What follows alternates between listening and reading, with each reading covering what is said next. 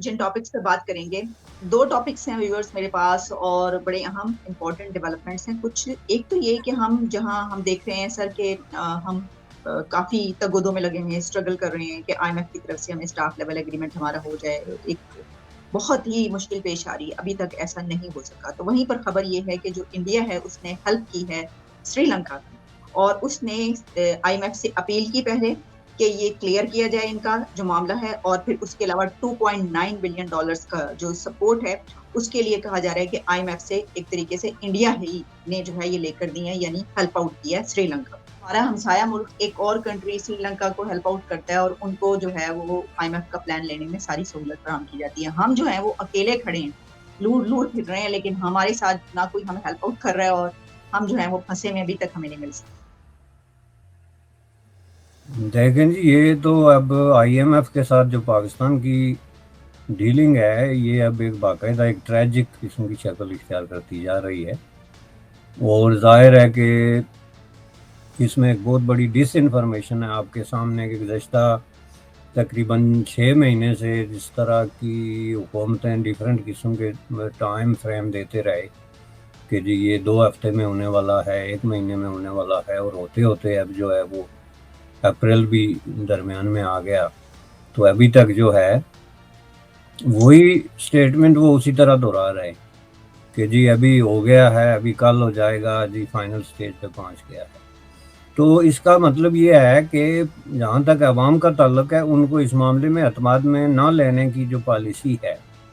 اس پہ وہ بڑی سختی سے کاربند ہے، جس کا مطلب یہ ہے کہ عوام کے ساتھ جو ہے وہ جھوٹ بولا جائے مس ریپریزنٹیشن کر کے، تو ان کو اندھیرے میں رکھنے کا عمل یہ تو بالکل کلیئر ہو گیا، چونکہ حکمرانوں کو 6 مہینے پہلے یہ ساری چیز پکچر جو ہے وہ عوام کے سامنے رکھنی اس لیے ضروری تھی کہ اس پورے پروسیس میں پیسے آپ کو ملتے ہیں یا نہیں ملتے. اور یہ بڑی ایک باٹم لائن سینٹنس ہے کہ پیسے آپ کو ملتے ہیں یا نہیں ملتے، ان دونوں کا جو امپیکٹ ہے وہ عوام ہے، عوام پہ پڑتا ہے. حکمرانوں پہ کوئی امپیکٹ اس بات کا ہے ہی نہیں. ہر 2 صورت میں عوام نے جو ہے وہ فاقہ کشی کا شکار ہونا ہے، اگر ملتے ہیں یا نہیں ملتے. اگر ملتے ہیں تو کیوں ہونا ہے کہ آپ نے جو پرائسز ایگری کی ہوئی ہیں اور جو سبسیڈیز کو کٹ ڈاؤن کرنے کی آپ نے ایگریمنٹ کیا ہوا ہے آئی ایم ایف کے ساتھ، جس کی ایک مثال آپ یہ دیکھ لیں کہ یہ جو انہوں نے ایک چھوٹی سی انڈیپینڈنس کا مظاہرہ کرنے کی کوشش کی تھی کہ گیس جو ہے وہ موٹر سائیکل والے لوگوں کو دیتے ہیں جی سبسڈی پہ. تو اس کے خلاف آپ دیکھیں کہ آئی ایم ایف نے باقاعدہ ان رائٹنگ ان کو وارن کیا ہے کہ یہ سبسڈی آپ جو دے رہے ہیں یہ وائلیشن ہے، جو چیز آپ ہم سے نیگوشیٹ کر رہے ہیں. اب اس کا مطلب کیا ہوا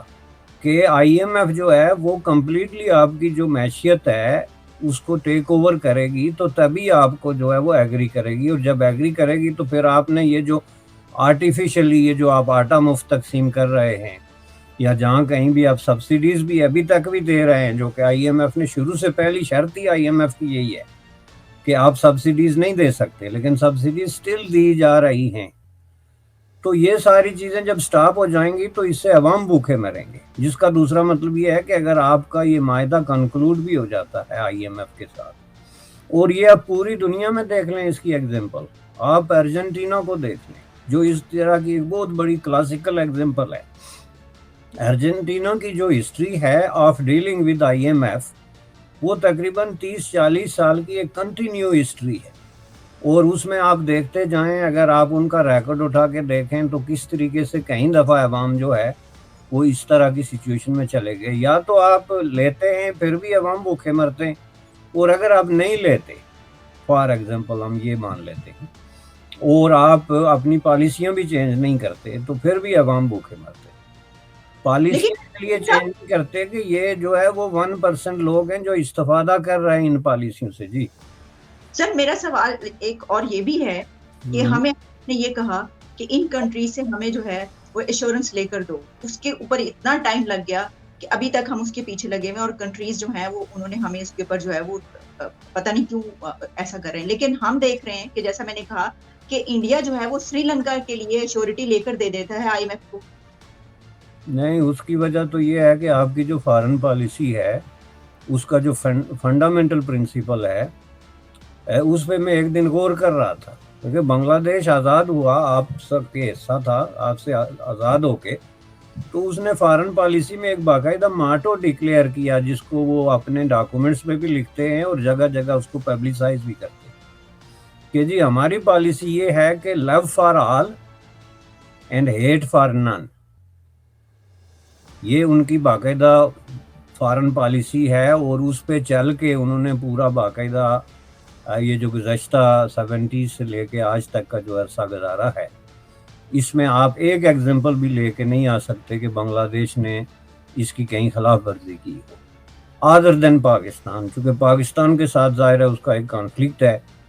اور جس کی ذمہ داری آپ ایک ایسے ملک پہ نہیں ڈال سکتے جس کا اس دنیا میں کوئی دشمن نہیں، کوئی کانفلکٹ نہیں، لیکن صرف ایک دشمن ہے اور ایک کانفلکٹ ہے، اور وہ ایسا ملک ہے جس کا پوری دنیا کے ساتھ دشمنی ہے اور پوری دنیا کے ساتھ کانفلکٹ ہے.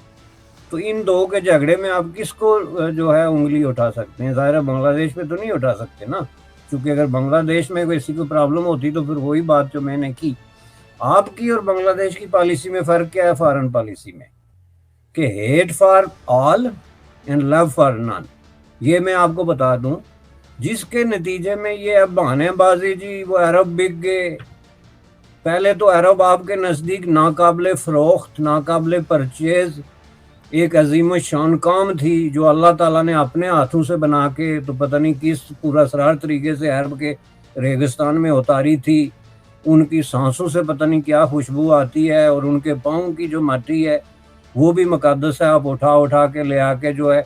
وہ معلوم ہے جو ہے وہ لگاتے ہیں. تو اچانک جب مودی صاحب کے ساتھ ان کے تعلقات بہتر ہو گئے تو وہ گاربیج بن گئے. اور آپ نے اس بات کو چھپایا بھی نہیں، آپ نے باقاعدہ ایکسپریس کیا کہ یہ عرب ہیں ہی بدو، اور ہمیں پہلے ہی شک تھا کہ یہ اس قابل نہیں ہے کہ ان کو اتنی رسپیکٹ دی جائے. اس کے بعد سینٹنس یہ آیا اس کی جگہ.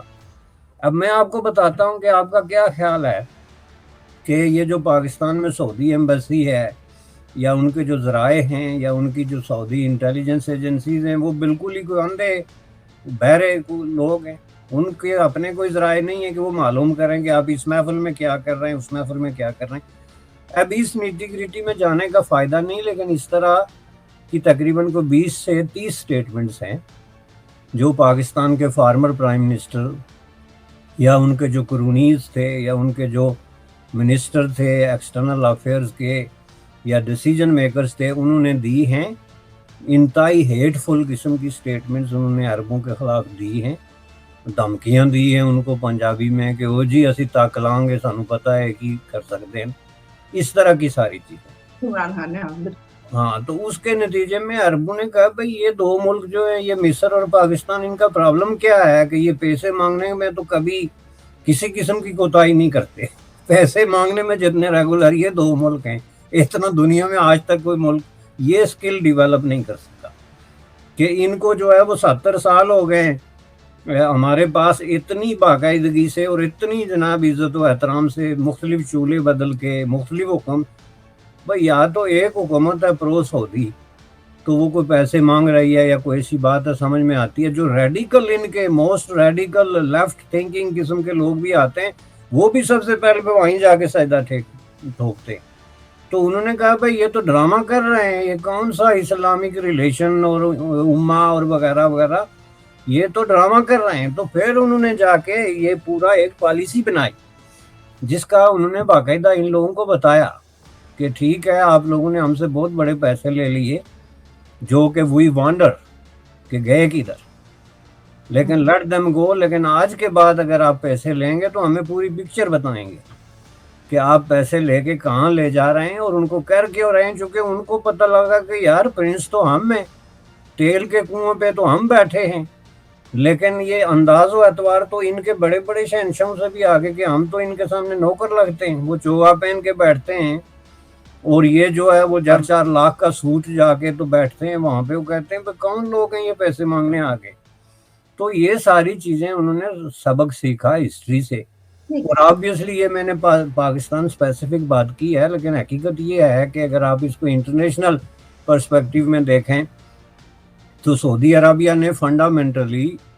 اپنی پالیسی جو ہے نا اس کو چینج کیا ہے دوسرے ملکوں کے بارے میں، جس میں اسرائیل ہے، جس میں ایران آپ نے ابھی دیکھ لیا. اب یہ سارا کریڈٹ چین کو دیا جا رہا ہے، لیکن چین نے اگر کوئی فیسیلیٹیٹ کرنے کا رول پلے بھی کیا ہے تو اس کی وجہ خود سعودی پالیسی کے اندر ڈراسٹک چینج ہے.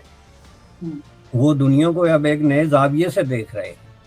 تو انہوں نے اس حساب سے اگر چین کچھ بھی نہ کرتا پھر بھی ایران سے انہوں نے ریکنسائل کرنے کا پروسیس شروع کر دیا تھا. It was almost on the last stage.